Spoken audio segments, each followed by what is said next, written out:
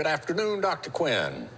Good afternoon. Well, explain to us what happens now that the FDA has authorized the booster shots for 16 and 17-year-olds. When can they get their third shot? Well, right now, it still has to be reviewed by Dr. Walensky with the CDC. Okay. And my source is the Washington Post, and it was updated at 1:45 today. But according to this reliable source, the FDA has given the authorization, so now it has to go through the CDC.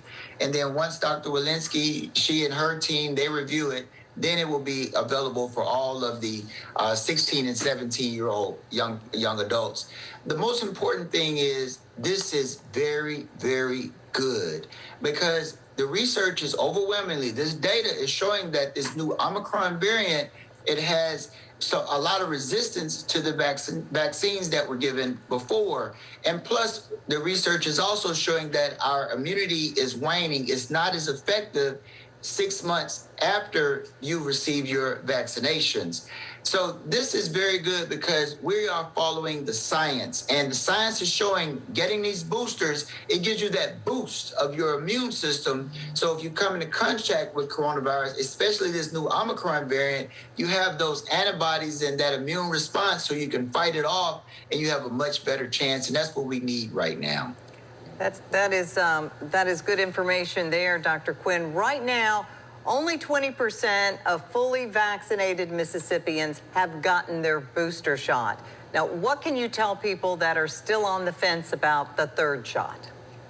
Well, what we have to do is just keep putting the information out as we are and just following the science, the fact-based data. And overwhelmingly, this data is showing that getting your vaccinations, it gives you that immune response that gives you those antibodies. So if you come into contact with coronavirus, you have a better chance of not getting an infection. But if you do get an infection, which is called a breakthrough infection, you have a much better chance of fighting it off so you don't get severely ill, resulting in hospitalization and or losing your life.